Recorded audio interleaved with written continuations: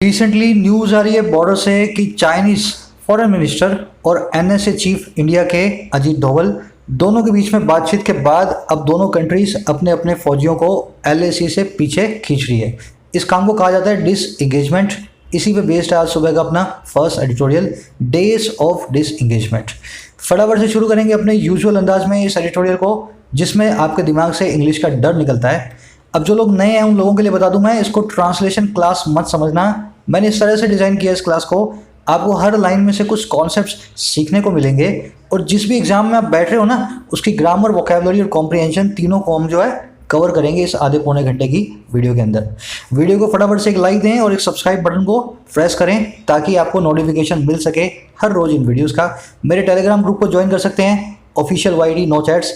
इसकी एडिटोरियल की PDF मैं शुरू में सुबह में ही अवेलेबल वहाँ पे करवा देता हूँ। शुरू करें फटाफट से, चलो आप कुछ नया सीखते हैं।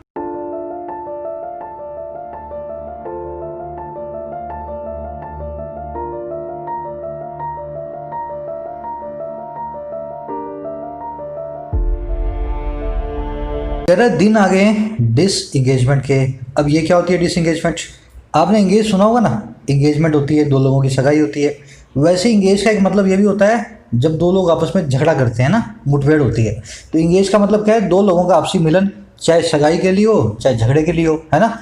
अगर आप डिसंगेज कर रहे हैं ना किसी चीज़ को, तो आप उनको सेपरेट कर रहे हैं। अभी वो जो नज़दीक आ गए थे, लड़ने के लिए आए हों चाहे प्यार करने के लिए आए हों, अब आपने उनको कर दिया अलग। तो डिसंगेजमेंट का मतलब क्या है? किसी चीज़ को सेपरेट करना, किसी चीज़ को अलग करना। इस वर्ड को आप ऐसे भी याद रख सकते हैं, इसका एक सिनोनिम होता है डिसएंटेंगलमेंट। जब आपके हेडफोन्स आपस में उलझ जाते हैं, आपके दोनों कानों की वायर्स होती हैं आपस में उलझ जाती हैं हैंड्स फ्री की, आप बोलते हैं मेरी हैंड्स फ्री इंटेंगल्ड हो गई है ना, उलझ गई है। तो डिसएंटेंगलमेंट डिसएंगेजमेंट का जो है ना सिनोनिम हो गया, दोनों एक ही वर्ड्स हैं।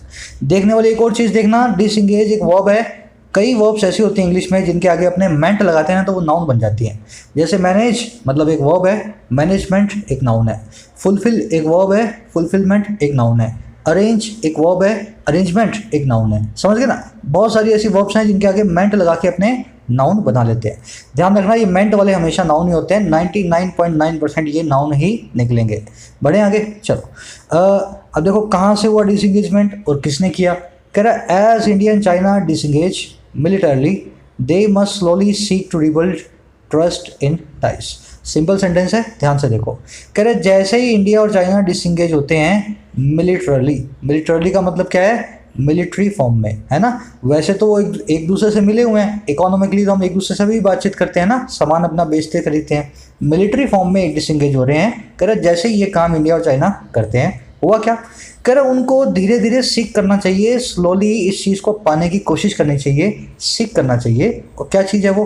रीबिल्ड करना, फिर से बिल्ड करना, फिर से तैयार करना यकीन को, ट्रस्ट को इन टाइज, रिश्तों के अंदर। तो कह रहे जैसे ही इंडिया और चाइना डिसएंगेज होते हैं, दोनों को कोशिश करनी चाहिए कि रिश्तों में फिर से यकीन को रिबिल्ड किया जाए। समझ गए होंगे आई थिंक सेंटेंस को। अब आते हैं सेंटेंस की ग्रामर में। सेंटेंस का सब्जेक्ट है इंडिया और चाइना, वर्ब है इसकी डिसएंगेज। इंडिया और चाइना एक कंपाउंड सब्जेक्ट है, दो चीज़ें आ रही हैं, मतलब एक कंपाउंड नाउन बनाएंगे, एक प्लूरल नाउन बनाएंगे। इसलिए वर्ब को भी मैंने प्लूरल रखा है, पीछे मैंने इसके एस को नहीं लगाया है, ठीक है ना। अगर अकेला इंडिया होता या अकेला चाइना होता तो मैं पीछे इसके डिसएंगेज के एस को लगाता। सब्जेक्ट वर्ब एग्रीमेंट को हमेशा माइंड करेंगे। अब कितना भी आगे बढ़ जाएं, इसके अंदर हमेशा गलती के चांसेस रहते हैं। दे जो है दे, इसकी वर्ब आई है मस्ट स्लोली सीक। अच्छा, सीख क्या होता है? सीख का मतलब होता है किसी चीज़ को पाने की कोशिश करना, सर्च करना, चेज करना, है ना। He is seeking the truth, वो सच की तलाश में है ना। He is seeking the truth. Seek की सेकंड फॉर्म होती है सॉर्ट। ये बहुत कम लोग जानते हैं, ज़्यादातर लोग सीक की सेकंड फॉर्म सीक्ड मानते हैं, जो कि गलत है ना। सीक की सेकंड फॉर्म जो होगी वो होगी सॉर्ट। अच्छा, सब्जेक्ट वर्ब आप देख रहे हो ना ग्रीन और पिंक में, है ना। ग्रीन और पिंक में इसलिए हैं, आपकी अंडरस्टैंडिंग की पहली कड़ी है सब्जेक्ट और वर्ब। मैं एज ए टीचर आपको बता रहा हूँ अपने एक्सपीरियंस से, जो लोग आज भी इंग्लिश से डरते हैं या इंग्लिश में स्ट्रगल कर रहे हैं, ये वही लोग हैं सब्जेक्ट और वर्ब को कंफर्टेबली आइडेंटिफाई नहीं कर पाते हैं सेंटेंसेस में। तो अगर आप स्ट्रगल को अपनी कट करना चाहते हो यहीं पे, फटाफट से इसको एक स्कोरिंग सब्जेक्ट बनाना चाहते हो, आज से ही मेरे साथ अपने सब्जेक्ट को मेरे सब्जेक्ट से मिलाएं, अपनी वर्ब को मेरी वर्ब से मिलाएं, ठीक है ना। मेरा सब्जेक्ट इंडियन चाइना, आपका भी यही निकलना चाहिए, बिल्कुल फॉर्मूला के जैसा होता है इंग्लिश के अंदर सब्जेक्ट वर्ब का अग्रीमेंट। अच्छा, जिन लोगों को ये नहीं आता करना कि सब्जेक्ट ढूंढना कैसे है, इस पर मैंने पार्सिंग के अलग से वीडियो बना रखी है, वो मैं यहाँ डाल देता हूँ। साथ में मैं सभी से गुजारिश करूँगा, अगर आप सिस्टमेटिकली आगे बढ़ना चाहते हो तो ग्रामर सीरीज को फॉलो करें, चैनल पे रखी है, जहाँ पे पूरी ग्रामर को शुरुआत से लॉजिक के साथ सीख सकते हैं। मैं दिखा देता हूँ चैनल पे, ये हमारा होम पेज है, complete English grammar for all competitive exams by YD playlist रखी है। 17 वीडियोस आ गई हैं, आप एक बार इन वीडियोस को देखो, आपको मालूम चलेगा कितना ईजी है इंग्लिश को सीखना, ग्रामर को। एक समरी दे रहा हूँ आपको मैं, दोनों कंट्रीज ने अभी सुलह करने का मन बना लिया है, पीछे हटेंगी बॉर्डर से, LAC से। अपना एडिटोरियल क्या कह रहा है, देखो बात ऐसी कह रहा है जो आपको शायद पसंद ना आए, पर कह रहा है तो अपने को सुननी पड़ेगी। ये कह रहा है कि आप दोनों को पीछे हटने के बाद फिर से ट्रस्ट को रीबिल्ड करना है। कैसे? फिर से मोदी जी वहाँ जाएं और वो यहाँ पे आएँ, है ना, जो इनके शी जिनपिंग है। तो मतलब दोनों जो है बातचीत करें, ट्रस्ट को बिल्ड करें, चाइना को अपना दोस्त बनाएं, और जो है फिर से इस तरह की फिर से जो है घटनाएं ना हो। दूसरा काम ये क्या कह रहा है इंडिया को कि अब जो डिसएंगेजमेंट हो जाए तो उसके बाद सारे इंडियंस को क्लियर पिक्चर दें मोदी जी कि क्या हुआ था, क्या बातचीत हुई, कैसे इंडियन ट्रूप्स पीछे आई, क्या चाइना ने हमारा कुछ भी जो है हिस्सा कब्जाया या नहीं, है ना। तो पूरी क्लियर पिक्चर हमारी कंट्री को एक देनी चाहिए, हमारी गवर्नमेंट को। आज की टोन बताऊंगा मैं एडिटोरियल की, इसको बोलेंगे ऑप्टिमिस्टिक। ये जो ऑप्टिमिज्म दिखा रहा है ना, अभी तो 15-20 आदमी मरे हैं, है ना, 10 दिन पहले, 20 दिन पहले, और आज कह रहा है अपने यकीन दिखाना है रिश्तों में, तो इसको कहते हैं हाईली ऑप्टिमिस्टिक होना। इसी टोन को अपने सैंग्विन भी बोलते हैं, तो आज की टोन यही है, ऑप्टिमिस्टिक या सैंग्विन, है ना। चलो आगे बढ़े फटाफट से। कोशिश करना समरी को कमेंट सेक्शन में लिख करके डालने की, बहुत लोग डालते हैं और अपनी समरी राइटिंग स्किल्स को बेहतर बना रहे हैं, डालना कमेंट सेक्शन में। कह रहा है after 2 months of stand of along the LAC, news that India and China are discussing a full disengagement must be welcome relief। बहुत खूबसूरत सेंटेंस है, ध्यान से देखना। 2 महीने के बाद, आफ्टर 2 months, 2 महीने के बाद। अच्छा भाई, किस चीज़ के 2 महीने? अब ये ऑफ लगा के बताएगा। स्टैंड ऑफ के, एक दूसरे को आंख दिखाने के, एक दूसरे के सामना करने के, है ना। अच्छा कहाँ पे? अलोंग द LAC के अलोंग, LAC के साथ साथ। कह रहा है LAC पे 2 महीने के स्टैंड ऑफ के बाद में हुआ क्या? न्यूज़ जो है ना, न्यूज़ जो खबर है दैट वो ये कि इंडिया और चाइना डिस्कस कर रहे हैं, इंडिया और चाइना आपस में बातचीत कर रहे हैं, किस बारे में? अ फुल डिसएंगेजमेंट, एक टोटली डिसएंगेजमेंट को। डिसएंगेजमेंट समझ लिया ना, दोनों के फौजी अपने अपनी जगह पे वापस आएंगे, लड़ाई करना बंद करेंगे। अगर न्यूज़ जो है इंडिया और चाइना इस चीज़ पे डिस्कस कर रहे हैं, मस्ट बी वेलकम रिलीफ। ये जो न्यूज़ है ना, ये जो न्यूज़ है, न्यूज़ इसकी वर्ब आई है मस्ट बी, ये होनी चाहिए एक ऐसा रिलीफ, एक ऐसी राहत जिसका सब वेलकम करें। समझ गए सेंटेंस को? 2 महीने के बाद में जब ये न्यूज़ आई है, दोनों कंट्रीज डिसएंगेज करेंगी, इस न्यूज़ को सबको रिलीफ के तौर पे वेलकम करना चाहिए। आ जाओ सेंटेंस की पहले वोकैबुलरी में, फिर आएंगे इसकी ग्रामर में। अच्छा, स्टैंड ऑफ क्या होता है? देखो इसको समझो, याद करने से कुछ होगा नहीं, रट्टे मार करके भूल जाओगे। अब मैंने तो याद कर रखे हैं, मैं रोज आते हैं वर्ड्स, मेरे को पता है, पर कभी एक ऐसा दिन था जिस दिन मैंने इस वर्ड को डिसाइफर करने की कोशिश की कि स्टैंड ऑफ बना कैसे है। आज आपका वो दिन है। स्टैंड मतलब खड़ा होना, ऑफ मतलब दूर। आप है और आपका दुश्मन है, दोनों की होगी लड़ाई। आपकी हिम्मत नहीं हो रही उसको मारने की, ना उसकी हो रही है आपको मारने की, क्योंकि दोनों के बॉडी का साइज एक जैसा है ना, दोनों को जो है एक जैसा ही जो है दोनों की परफॉर्मेंस है फाइटिंग में।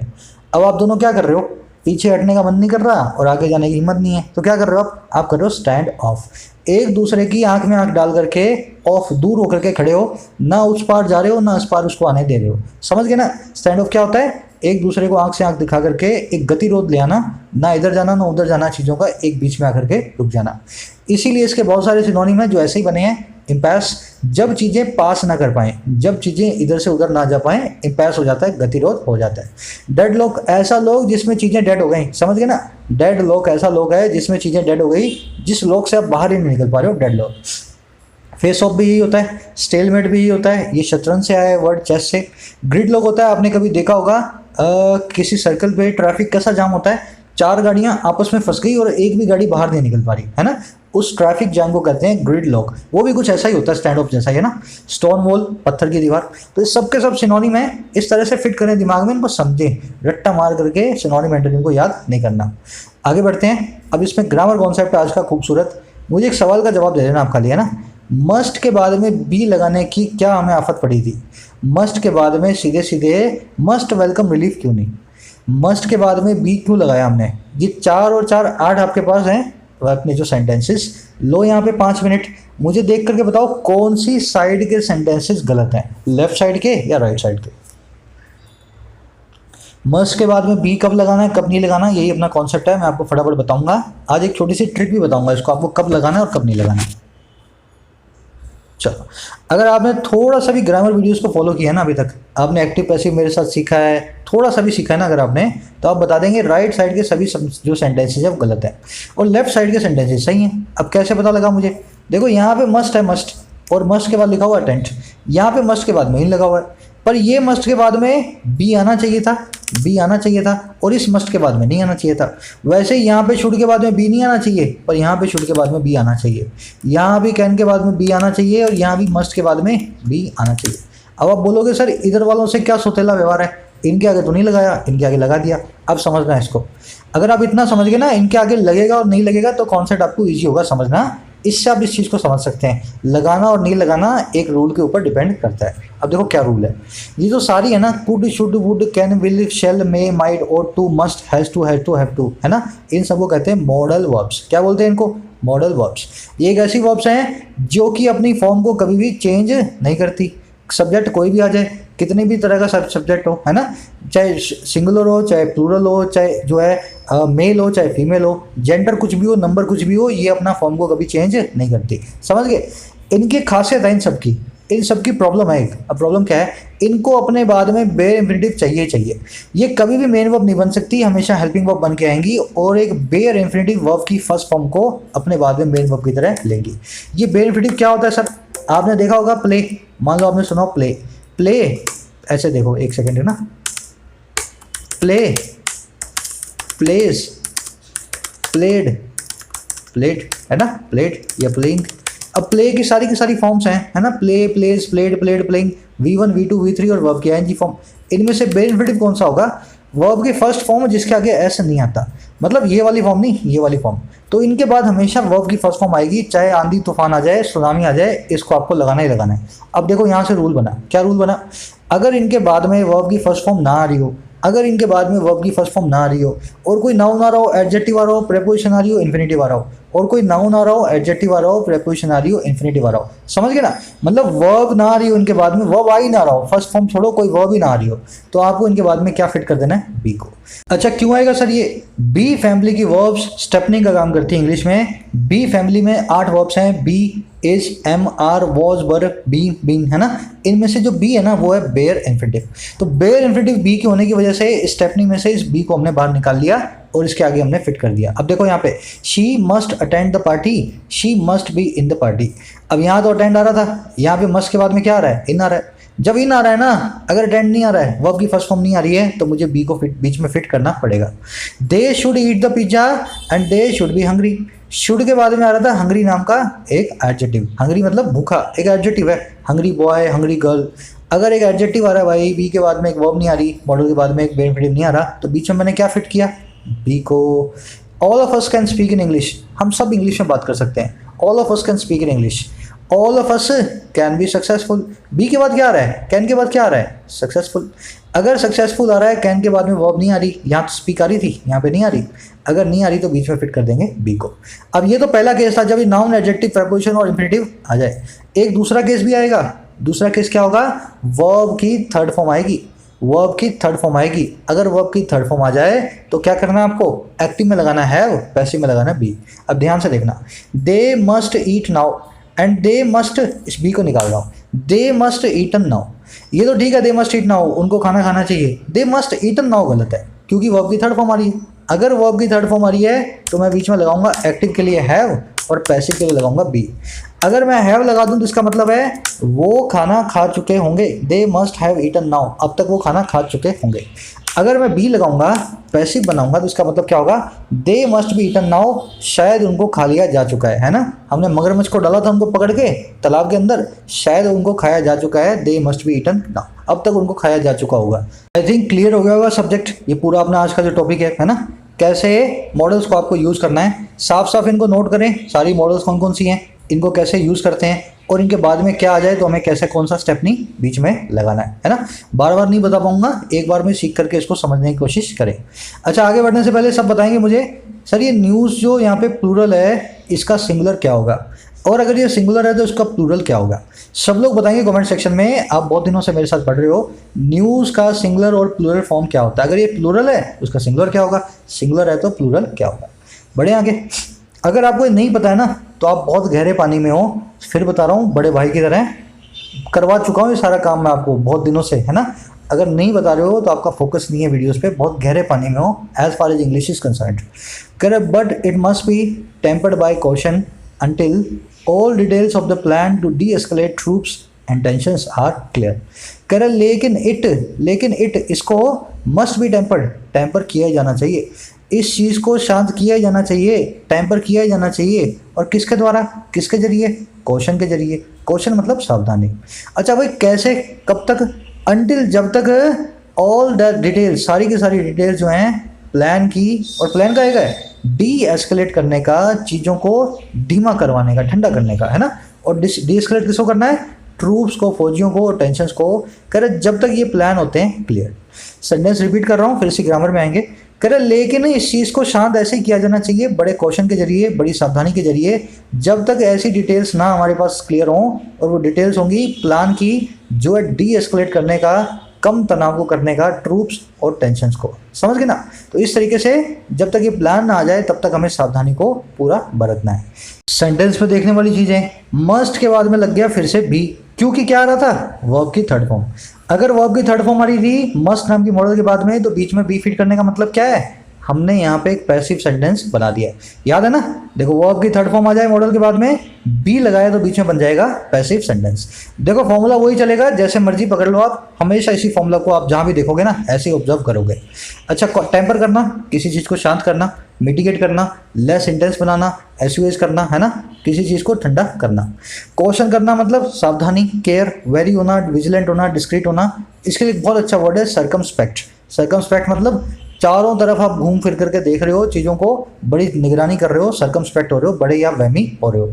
अच्छा, इसमें ग्रामर कॉन्सेप्ट आया बहुत अच्छा, अनटिल, अनलेस और लेस्ट। ये दूसरा मैंने अनलेस लिखना था ना, अनलेस, अनटिल, अनलेस और लेस्ट। अनटिल, अनलेस और लेस्ट, इन तीनों के बाद में कभी भी नेगेटिव सेंटेंस नहीं आएगा। इन तीनों के अंदर नोट आया हुआ है, जब इनमें नोट आया हुआ है तो फिर से नोट नहीं आ सकता, तो इनके बाद में हमेशा आप अफर्मेटिव सेंटेंस को यूज़ करेंगे। कॉमन मिस्टेक होती है, बहुत लोग करते हैं, आप कभी भी ऐसा काम ना करें। देखो यहाँ पे आर क्लियर लिखा है, आर नॉट क्लियर नहीं लिखा। आगे बढ़े। करें the conversation between the special representatives India's NSA Ajit Doval, Chinese FM Wang Yi on Sunday which led to the announcement has given hostilities a necessary pause। कह रहे जो कॉन्वर्सेशन है, बातचीत है, डायलॉग है। अच्छा भाई किस किस के बीच में, स्पेशल रिप्रेजेंटेटिव्स के बीच में। अच्छा, और वो कौन कौन है, इंडिया के NSA अजीत डोवल और चाइनीज फॉरेन मिनिस्टर वैंग यी। कह रहा ऑन संडे को, कह रहा विच लेड टू, जो लीड टू कर गई हमें, जो आगे ले गई इस ऐलान तक, अनाउंसमेंट तक। कह रहे ये जो कॉन्वर्सेशन है ना, ये जो बातचीत है, इसने दे दिया है, हैज़ गिवन, इसने हमें दे दिया है। और क्या दे दिया है, हॉस्टिलिटीज़ को, आपस की दुश्मनी को एक बहुत ही ज़रूरी पॉज, एक बहुत ही ज़रूरी ब्रेक। तो कह रहे हैं इस कॉन्वर्सेशन के कारण आपस की जो लड़ाई है उसको बहुत ही अच्छा ब्रेक मिल गया है, अब लड़ाई थोड़े दिन के लिए बंद होगी। सेंटेंस समझ गए होंगे आई थिंक, है ना। लीड टू के बाद में हमेशा नाउन या जेरेंड आएगा, key to, lead to, habitual to, accustom to, oppose to, है ना, in addition to, with a view to. इन सब के बाद में जो टू लग रहा है अपने बाद में एक नाउन या जेरेंड को देता है। तो यहाँ अनाउंसमेंट नाम का नाउन आया हुआ है, अगर कोई वर्ब होती तो वर्ब की ING फॉर्म हारी होती। अब इस सेंटेंस में देखने वाला एक खूबसूरत वर्ड है अपने पास, एक्चुअल में कॉन्सेप्ट आज का मेन ग्रामर कॉन्सेप्ट, ध्यान से देखें। सब लोग ट्राई करेंगे, चारों क्वेश्चंस में आप मुझे एरर बताएंगे, चारों क्वेश्चन में आपको एरर देखनी है। सब लोग ट्राई करेंगे कैसे मैंने बिटवीन और अमंग को सही या गलत तरीके से यूज़ किया है। चलो देखो, आप जनरली पढ़ते आए हो बिटवीन यूज होगा दो के बीच में, अमंग यूज होगा दो से ज़्यादा के बीच में। आपने यही सुना है ना, 3, 4, 5, 10, 15, 20 हो तो अमंग लगा दो, अगर 2 हो तो बिटवीन लगा दो, है ना। पर ये रूल क्या है, आधा रूल है, और अपने ना इसी वजह से पिछड़े हुए इंडिया में। सच बता रहा हूँ मैं आपको, अपने मैं एक ऐसे टीचर से पढ़ता था जो मुझे कहता था कि ये शुल्ड होता है सर, ये शुल्ड होता है ना, शुल्ड। मैं उनकी बुराई नहीं कर रहा, करनी भी नहीं चाहिए मुझसे, मुझे एज में बहुत बड़े हैं, अब तो रिटायर भी हो गए, पर गवर्नमेंट स्कूल में पढ़ता था मैं, ऐसे ही पढ़ाया उन्होंने मेरे को, मारते भी थे, वो कहते थे शुल्ड बोला कर, शुल्ड मत बोला कर इसको। तो क्या है, थोड़ी सी अब ऐसी पढ़ाई अपने पास होती है इंडिया में, उसी चक्कर में अपने ऐसे रूल जो है ना रट्टे मार के बैठे हैं। जैसे सर छोटी जगह से पहले इन आएगा, बड़ी जगह से पहले ऐट आएगा, पता नहीं कल कौन सा रूल कोई बता रहा था ना कमेंट सेक्शन में। तो ऐसे रट्टे मार के रूल बैठे हो आप, है ना। छोटी जगह से पहले इन ऐट का कोई चक्कर नहीं होता, सिटीज़ के नाम के पहले कभी भी ऐट नहीं आता, सिटीज़ से पहले हमेशा इन लगाना है ना। अब देखो इस रूल को अपने थोड़ा सा आगे एक्सपेंड करते हैं ताकि आपको अंडरस्टैंडिंग मिले। चारों सेंटेंस में कोई ना कोई एरर होगी शायद, एक सेकंड रुको मैं चेक कर लेता हूँ। अब देखो रूल ये कहता है अपने को बिटवीन जो है ना वो 2 के बीच में लगेगा या 2 से ज़्यादा के बीच में भी लगेगा, अमंग है वो 3 या 3 से ज़्यादा के बीच में लगेगा। अब इससे मतलब क्या निकला, बिटवीन 2 से ज़्यादा के लिए भी लग सकता है, अगर 2 है ना तब तो लगेगा बिटवीन, अगर जैसे 3 हुए, 4 हुए, 5 हुए, 15 हुए तो अमंग और बिटवीन में से एक लग सकता है। आपको लगता है सिर्फ अमंग लगता है, मैं बोल रहा हूँ बिटवीन भी लग सकता है। अब बिटवीन कब लगेगा, जब वो चीज़ें स्पेसिफिक हों, जब वो चीज़ें बिल्कुल आपके सामने हों, आपको उनके नाम बताऊँ, आपके सामने वो गिन सकते हो आप उनको, तब तो आप लगाएंगे बिटवीन। जब वो चीज़ें नॉन स्पेसिफिक हों, अनस्पेसिफिक हों, उस केस में आप लगाएंगे अमंग। समझ गए ना। अगर जैसे ही 2 से ज़्यादा चीज़ें हो जाएं उनके बीच में अमंग और बिटवीन में से आपको चूज करना पड़ेगा। अगर वो अनस्पेसिफिक हो, एक ग्रुप हो, तब मैं लगाऊंगा अमंग। अगर वो स्पेसिफिक हो, इंडिविजुअल आइटम्स के नाम आपको पता लग रहे हो, तब आप लगाएंगे बिटवीन। फटाफट देखते हैं इसी को इन चारों सेंटेंसेस में। The discussions between India and China are ongoing. Discussions जो है, बातचीत जो है इंडिया और चाइना के बीच में चल रही है, बिटवीन इंडिया एंड चाइना। देखो यहाँ तक मामला सेट है, क्यों, 2 लोगों के बीच की बातचीत हो रही है, अमंग तो सीन में आता ही नहीं है ना, यहाँ तो आएगा सिर्फ और सिर्फ बिटवीन। अब अगला सेंटेंस देखो, the discussions among India, China and Pakistan are ongoing. तीनों के बीच में डिस्कशंस चल रही हैं।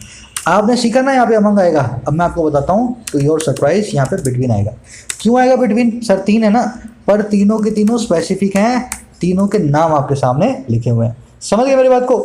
जैसे ही आपके पास स्पेसिफिक ग्रुप आ जाए कोई, चाहे कितने भी लोग हों उसमें, 3 हो के 3 लाख हों, अगर आप उनके नाम बता सकते हैं ना, अगर आप उनको स्पेसिफाई कर सकते हैं, then you will use between instead of among. और देखो the discussion between India, China, Pakistan are ongoing, ये मैंने फिर से लिख दिया ना, ये एक्चुअली मैंने अमंग लगाया था यहाँ पे, ये गलत सेंटेंस है, और ये बिटवीन वाला सेंटेंस सही है ना, समझाने का मतलब था। चौथा देख लो, the discussions between South Asian countries is ongoing. अब आप बोलोगे सर साउथ एशिया में 8 कंट्रीज आती हैं, इंडिया, पाकिस्तान, बांग्लादेश, फलाना ढिमकाना, लसन, है ना, मान लेता हूँ आपकी बात, पर नाम आ रहेंगे उनके। अगर नाम नहीं आ रहे, साउथ एशियन कंट्रीज़ के अंदर आपने बताया नहीं कितनी कंट्रीज़ हैं, 2 हैं, 3 हैं, 15 हैं, 50 हैं, उनके नाम क्या हैं, ऐसे केस में आप यूज़ करेंगे अमंग को। जब नॉन स्पेसिफिक हो जाएगा, 3 से ज़्यादा, 2 से ज़्यादा, तो अमंग। जब स्पेसिफिक हो जाए इंडिया, चाइना एंड पाकिस्तान, तब लगाना है बीच में इनके बिटवीन। ये अमंग जो गलत है, इसके जगह पे बिटवीन आना चाहिए। आई थिंक समझ गए होंगे, सिंपल कॉन्सेप्ट है। कॉन्सेप्ट बहुत सिंपल है, बस समझा नहीं किसी ने और किसी ने समझाया नहीं। कोशिश करें आप जो मेरे साथ सीख रहे हो तो अच्छे से इन चीज़ों को सीखें। फटाफट से क्विज को सॉल्व करेंगे आप। आज के अपने क्विज के 4 आंसर्स हैं, क्वेश्चंस हैं, जस्ट अ मिनट, इसको बड़ा कर दें। आपके पास 5 क्वेश्चंस हैं, आप चूज़ करेंगे अमंग और बिटवीन में से आप किसको लगाएंगे। रूल के रट्टे मत मारें, सबसे हाथ जोड़ के विनती है।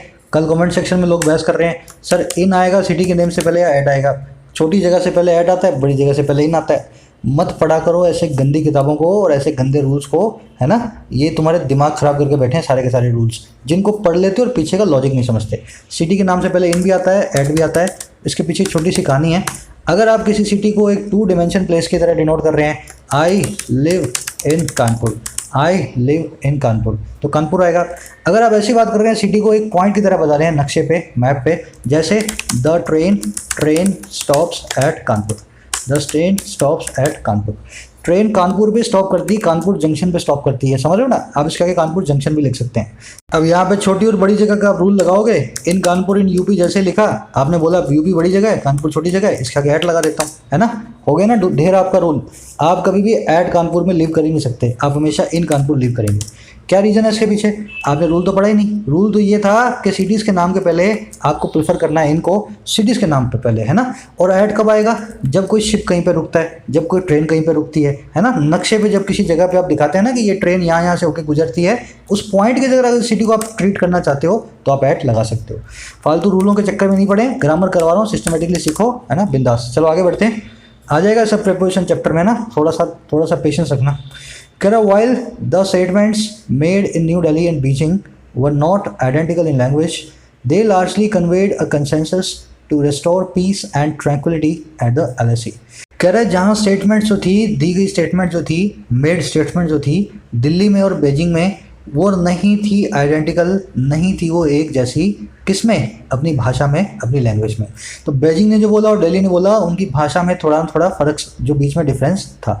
कह रहा हुआ क्या उसके बाद, वाइल उसके बाद क्या हुआ, दे लार्जली कन्वेड अ कंसेंसस, वो मोटे तौर पे कन्वे कर रही थी, दिखा रही थी एक कंसेंसस को, एक अग्रीमेंट को। अच्छा किस चीज़ का था अग्रीमेंट? रिस्टोर करने का था, बहाल करने का था शांति को, ट्रैंक्विलिटी को, LAC पे। ट्रैंक्विलिटी भी शांति होती है, काल्मनेस, सेरेनिटी, इनएक्टिविटी, इसी को कहते हैं ट्रैंक्विलिटी। अगर जहाँ पे स्टेटमेंट्स की भाषा अलग अलग थी, किसी ने गलवान वैली का नाम लिया, किसी ने नहीं लिया, पर दोनों जो स्टेटमेंट्स थी मोटे तौर पे शांति की बातें कर रही थी और रिस्टोर कर रही थी पीस को।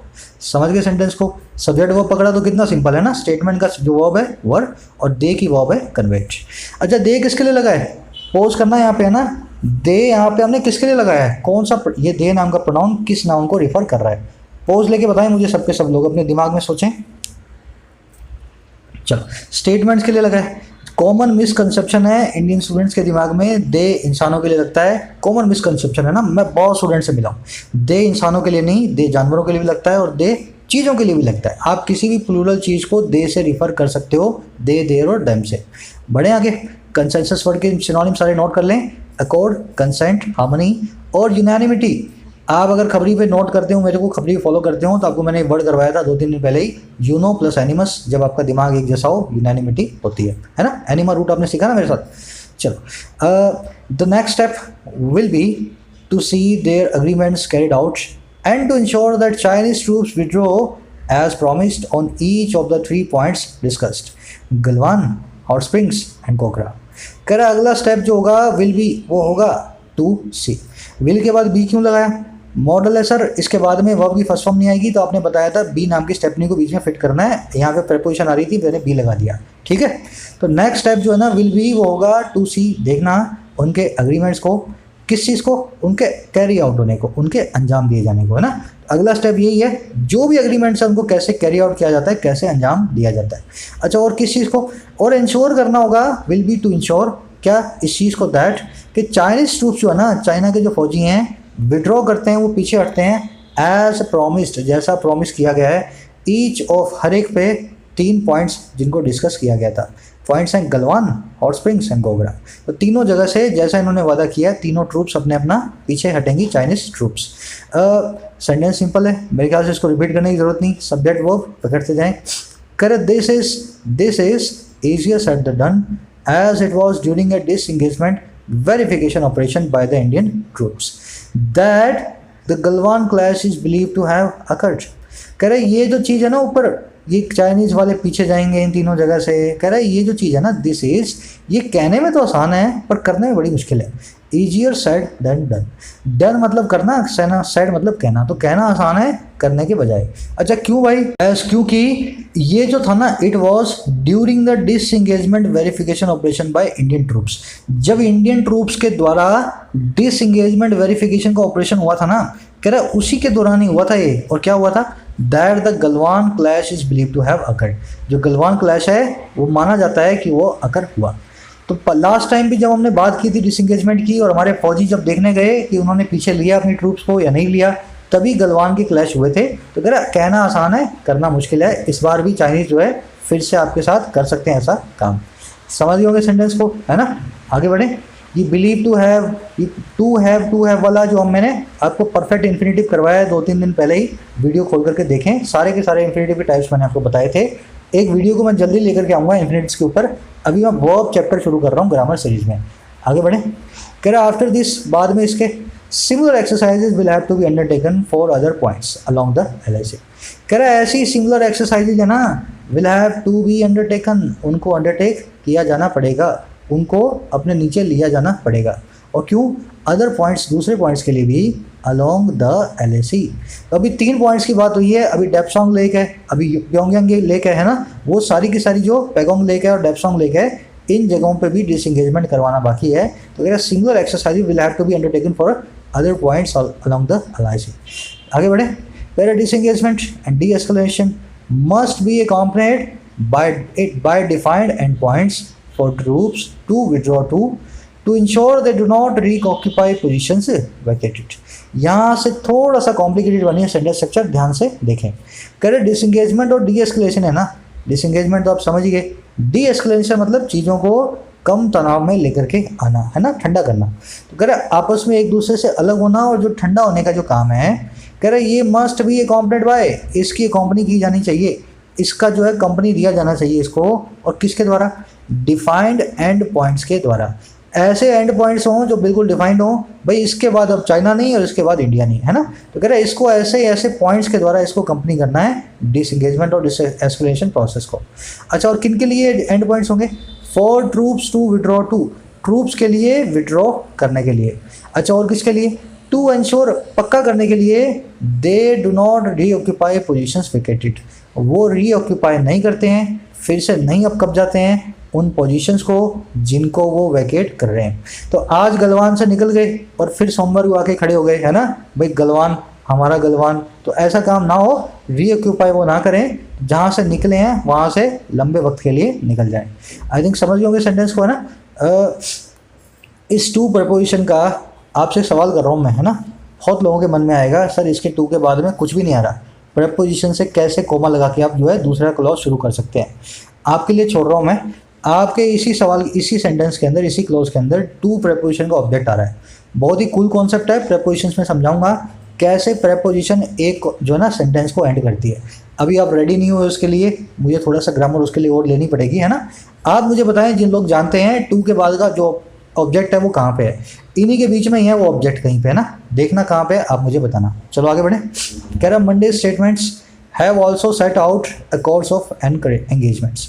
ये जो मैं आपको बताता नहीं हूँ ना, बोलता हूँ बाद में बताऊंगा, आप ऐसा समझा करो अभी आप रेडी नहीं हो इसके लिए। अभी जहाँ तक मैं ग्रामर में पहुँचा नहीं हूँ, मैं वहाँ तक आपको बताने की मेरी इच्छा नहीं होती बताने की, तो स्टेप बाय स्टेप चल रहे हैं, वहाँ भी आएंगे। कह रहा मंडे की जो स्टेटमेंट्स है ना, हैव ऑल्सो सेट आउट, उन्होंने साथ ही साथ सेट आउट कर दिया है। अब ये सेट आउट एक फ्रेजल वर्ब होती है, इसका मतलब होता है किसी चीज़ की शुरुआत करना, है ना, किसी चीज़ का बिगिन होना, किसी चीज़ का कमेंस होना।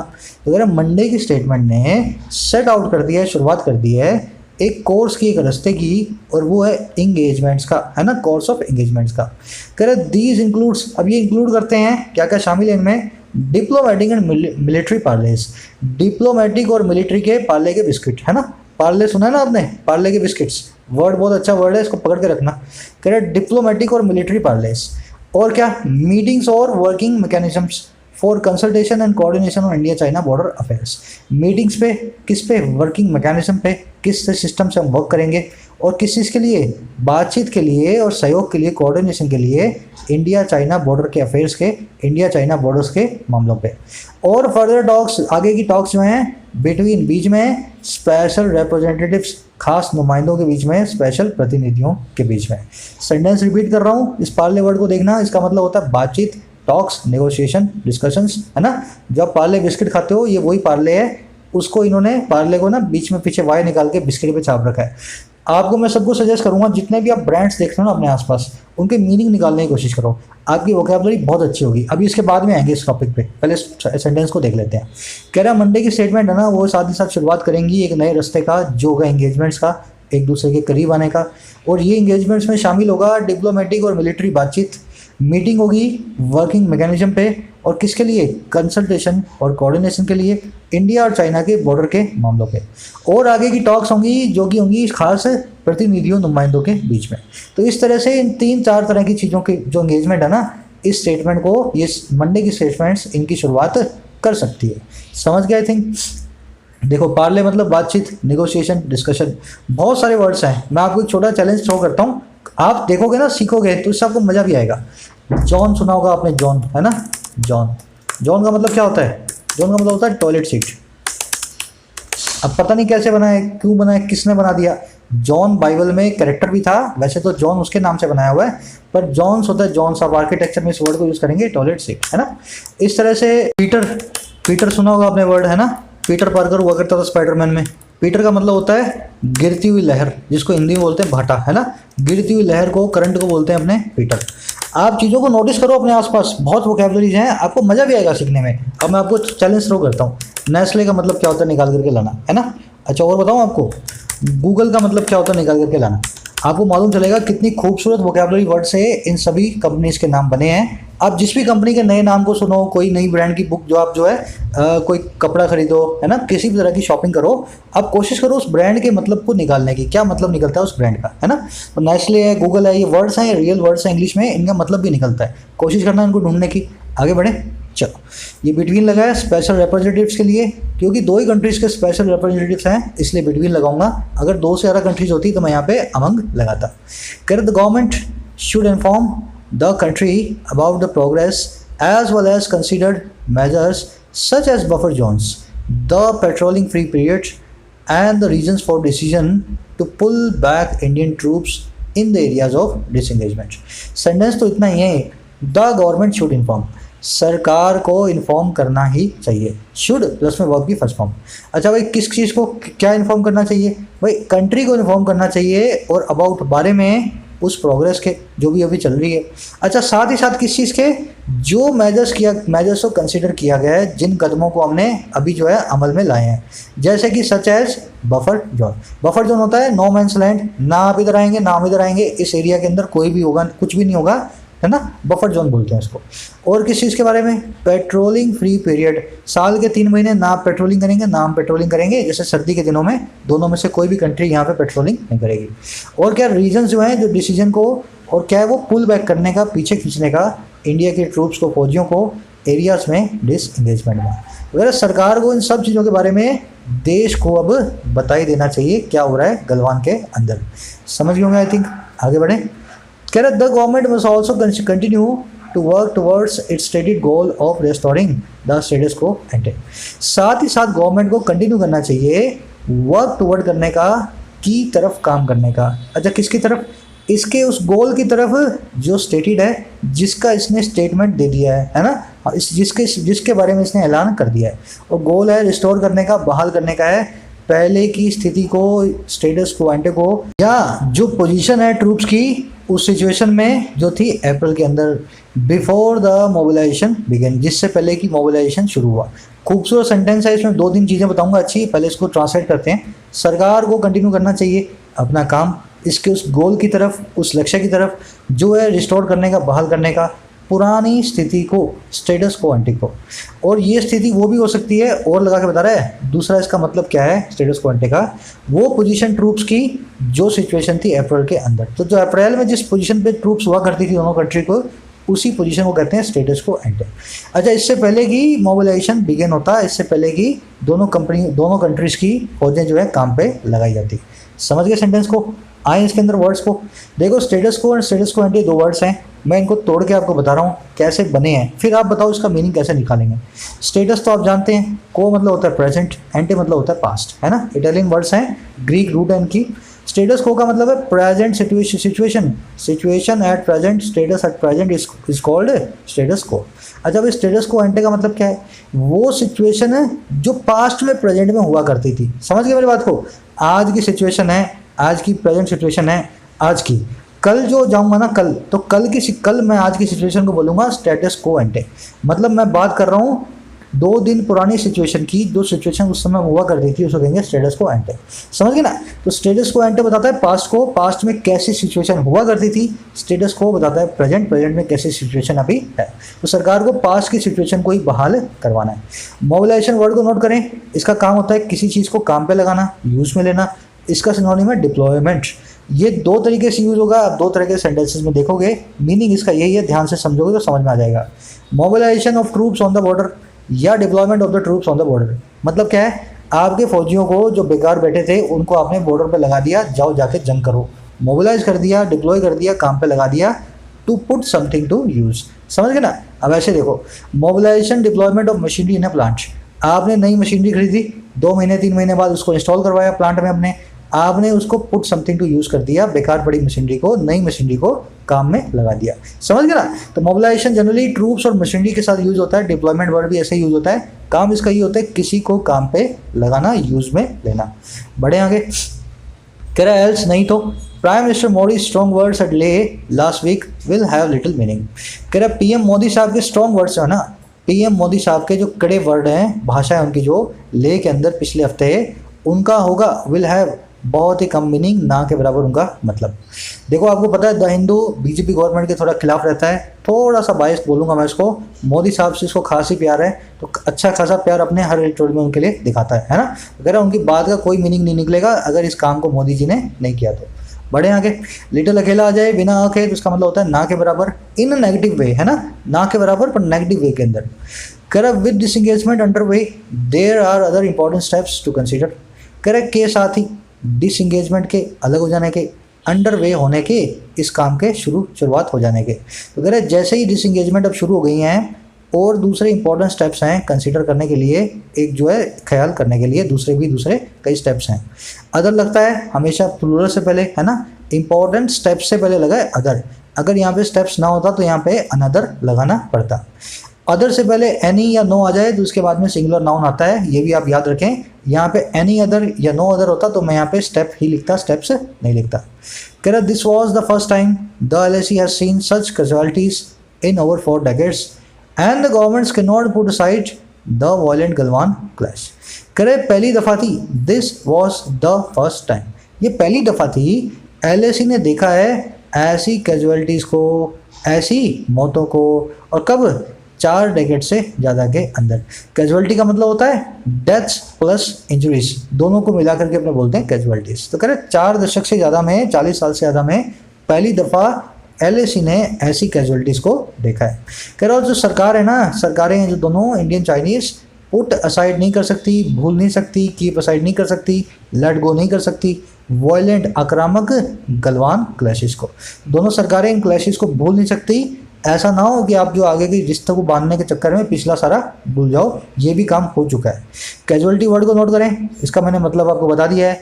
10 दिन पहले, शायद 15 दिन पहले मैंने कैजुअलिटी और कॉजैलिटी 2 वर्ड्स को आपको एक्सप्लेन किया था। आप आज कॉजैलिटी वर्ड पे देखो कितने लोगों ने सीखा, अपने मालूम चलेगा। कॉजैलिटी वर्ड पे इसका मीनिंग निकाल करके एक सेंटेंस बनाने की कोशिश करो। कैजुअलिटी एंड कॉजैलिटी का दूर दूर का कोई रिलेशन नहीं है, दोनों वर्ड्स एक जैसे दिखते हैं और अक्सर आपको कंफ्यूज किया जाता है एग्जाम के अंदर दोनों वर्ड्स के जरिए। कोशिश करें कॉजैलिटी पे मत डालना कमेंट में, कोई बात नहीं, एक नोटबुक पे लिख करके देखो कॉजैलिटी वर्ड को आप कैसे यूज़ कर सकते हो, है ना। अगर नहीं जानते हो तो आज इस वर्ड को सर्च करो, बहुत ही अच्छा कॉन्सेप्ट है। आगे बढ़े, कह रहा पुट असाइड देख लेना, साइड में रख देना, पुट असाइड कर देना, कीप असाइड कर देना, किसी चीज़ को भूल जाना, लेट गो कर देना, उसको कहते हैं पुट असाइड करना। कह रहा फॉर दिस, इस काम के लिए, for this a full inquiry is needed, एक पूरी इंक्वायरी की है ज़रूरत।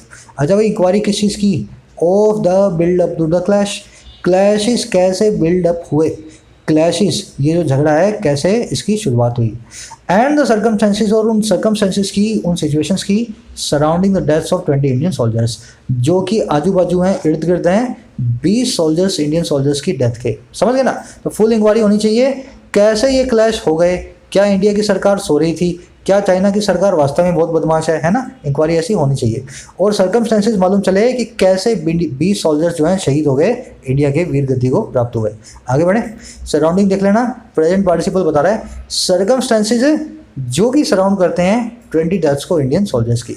पार्टिसिपल्स करवा चुका हूँ, फिर बता रहा हूँ, इससे ज़्यादा आपको डिटेल वाली वीडियो के अंदर, डिटेल के अंदर कंसाइज फॉर्म में आधे घंटे में पूरा टॉपिक देखने को नहीं मिलेगा। कोशिश करना, रखा है चैनल पे जाकर के सर्च करें। कह the government must consider whether it will allow its course of economic counter measures against China. सरकार को कंसिडर करना ही चाहिए, इस चीज़ को ख्याल करना ही चाहिए, विचार करना ही चाहिए, हाँ कि ना, वेदर ये कंटिन्यू करे अपने उस रास्ते के साथ, उस कोर्स के साथ जो है इकोनॉमिक काउंटर मेजर्स का, जो है आर्थिक काउंटर मेजर्स का। काउंटर मतलब जवाबी और मेजर मतलब कदम। तो आर्थिक में जो आर्थिक तौर पे जो हमने जवाबी कदम उठाए हैं अगेंस्ट चाइना के खिलाफ, तो सरकार को कंसीडर करना चाहिए कि क्या हम इन कदमों को कंटिन्यू करेंगे या नहीं करेंगे। अब करें कौन से कदम है, इंक्लूडिंग जिसमें शामिल है banning of apps, investment restrictions and import slowdowns. तीनों की तीनों ये चीज़ें, ऐप्स को बैन करना, इन्वेस्टमेंट रिस्ट्रिक्शंस जो हमने लगा दी हैं, और इंपोर्ट्स का हमने स्लो डाउन कर दिया है, चाइना से माल अब कम मंगाया जा रहा है अपने देश में। समझ गए सेंटेंस, सिंपल सेंटेंस है ना, सब्जेक्ट वर्ब पकड़ो, कुछ भी नहीं है इसमें। There is also the question of whether high level contacts such as informal summit between Modi and mister president Xi चाय विल बी रिज्यूम्ड। कह रहा साथ ही साथ ये वाला सवाल भी है, देयर एक एडवर्ब है, इसका मतलब होता है वहाँ, ये कभी सब्जेक्ट नहीं बनती। इसके बाद में जो वर्ब आती है उसके बाद में उसका सब्जेक्ट आ रहा होता है, इन्वर्जन का कॉन्सेप्ट है। तो कह रहा साथ ही साथ एक क्वेश्चन भी है, एक सवाल भी है, और किस बात का है भाई, ऑफ लगा के बता देता हूँ, हाँ के ना, जो हाई लेवल कॉन्टैक्ट्स हैं, जो ऊंचे लेवल के कॉन्टैक्ट्स हैं। अब जैसे कि सच एज इनफॉर्मल सबमिट जो होती है, अनौपचारिक जो वार्ताएं होती हैं, जो सबमिट होती है, कॉन्फ्रेंस होती है between Modi and between president Shah, है ना, मोदी साहब और प्रेसिडेंट शी के बीच में। कह रहा है ये हाँ के ना will be resumed, in contacts को रिज्यूम किया जाएगा या नहीं किया जाएगा। तो एक सवाल ये भी पैदा हो गया है कि क्या फिर से मोदी जी और प्रेसिडेंट शी जिनपिंग बात करेंगे या नहीं करेंगे। विल के बाद में बी क्यों लगाया, ऊपर बता चुका हूँ, वर्ब की थर्ड फॉर्म आ रही है, विल को पसंद नहीं है, विल कहता है एक बेयर इन्फिनेटिव दे दो मुझे, स्टेपनी उठा करके हमने बीच में डाल दी, इसी के साथ में ये बन गया एक पैसिव वॉइस का सेंटेंस, है ना। आगे बढ़े, कह रहा the leaders have not communicated directly during the crisis, दोनों लीडर्स ने कम्युनिकेट नहीं किया, बातचीत ही नहीं की सीधे सीधे इस क्राइसिस के दौरान, दोनों लीडर्स ने इस बारे में बातचीत ही नहीं की पूरे इस आफत के दौरान। अब यहाँ पे एक छोटा सा चैलेंज और थ्रो करूँगा, देखो पिछला मुझे सारा रिवाइज करवाना है, इसलिए बार बार लेकर के आता हूँ। आप होते क्या हो, अगला सीखते हो पिछला भूल जाते हो, है ना।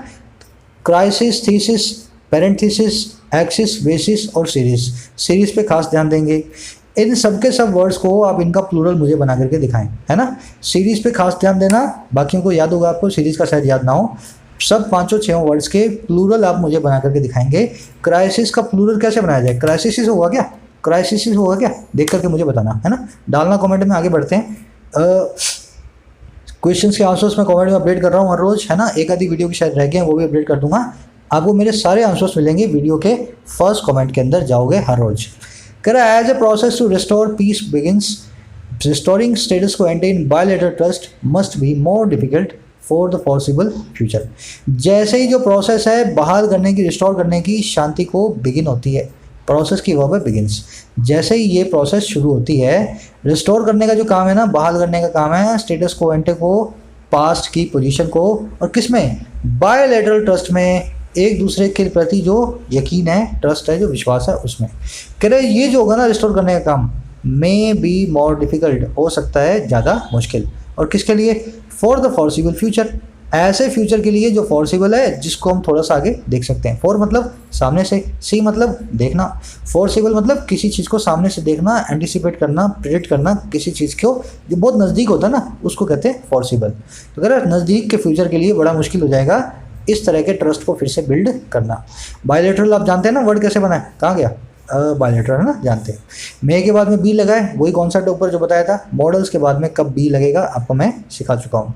कह रहा बट लेकिन in small steps over time India and China must return to more balance relationship. कह रहा स्मॉल स्टेप्स में, छोटे छोटे स्टेप्स में, कदमों में, ओवर टाइम, आगे के कुछ वक्त के दौरान, इंडिया और चाइना है ना, इनको मस्ट रिटर्न करना ही चाहिए, और एक बैलेंस रिलेशनशिप की तरफ, ऐसे एक रिश्ते की तरफ जो कि बैलेंस हो, दोनों का एक दूसरे का विश्वास हो एक दूसरे पे, और बैलेंस हो। आई थिंक समझ गए होंगे, लास्ट में थोड़ा सा कॉम्प्लिकेटेड था। मेरी अंडरस्टेंडिंग ये है कि मैं इस तरह से समझाता हूँ आपको, आपकी भी 90% अंडरस्टैंडिंग इस चीज़ की आए। अब देखो ये चीज़ तो मैंने सिखा दी, रियल आर्ट ये है कि आप इसको कैसे सीखोगे, है ना। उसको सीखने के लिए आप हर रोज़ टेलीग्राम से इस वीडियो को, इस ऑडियो को शुरू करने से पहले इनको ना आप देखें, पहले जा करके खुद से पढ़ने की कोशिश करें। सारे के सारे एडिटर इसको रोज़ खुद पढ़ेंगे, धीरे धीरे आपको इस आर्ट को खुद भी मास्टर करना आएगा, है ना। ग्रामर सीरीज़ को फॉलो करें, सबको बता रहा हूँ, आपके भले के लिए बता रहा हूँ। एडिटोरियल्स को पढ़ करके 300 पढ़ोगे, जो आप सीखने वाले हो वो आप 10 से 12 ग्रामर वीडियोज़ में सीख सकते हो। शॉर्टकट है, शॉर्टकट अपनाएं, फटाफट से ग्रामर को सीखें। वीडियो को एक लाइक देना, शेयर देना सोशल मीडिया पे, कमेंट में अपना डालना समरी और आज के क्विज के क्वेश्चंस। Signing out.